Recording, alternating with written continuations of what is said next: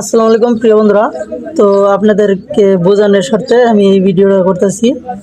এটা যদি কোনো গাড়িতে পিক আপ না ধরে তাহলে আপনারা কি করবেন? সর্বপ্রথম যেটা করি আর কি, আমরা সাধারণত মোটরের আইসিটা চেক দিই, মিশুক গাড়ি আর ডাটাই গাড়ির ভিতরে, বড় গাড়ির ভিতরে অন্য কিছু দেখি।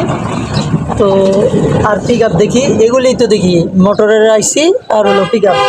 তো আরও কিছু কিন্তু দেখার আছে। যখন দেখা যায় যে পিক আপ ধরে না, মোটরের আইসি ভালো আছে, মোটরের আইসি ভালো আছে, সবই ঠিক আছে, তারপর পিক আপ ধরে না, তখন আপনারা কী করবেন? এই নেগেটিভটা ধরবেন। এই নেগেটিভটা ধরে মোটরের তিন তারে, কন্ট্রোলারের তিন তারে আপনার মাপ দেবেন। দেখেন এইটা ঠিক আছে, এইটা ঠিক আছে, এই যে এইটা ঠিক আছে, এইটা দেখেন কাটাটাও আবার উইটা দিতেছে। তাহলে তখন আপনারা বুঝবেন কি যে কন্ট্রোলারটার সমস্যা আছে, ঠিক আছে? এটা মিশুক ক্ষেত্রে। আর বড় গাড়ির ক্ষেত্রে কিছু কিছু কন্ট্রোলারে এরকম শর্ট দেখায়, কিন্তু ওইটাই ওই সিস্টেমই। তো এটার সমস্যাটা হচ্ছে আপনার কন্ট্রোলারটা সমস্যা হয়েছে, এই কারণে এই যে এইখানে শর্ট।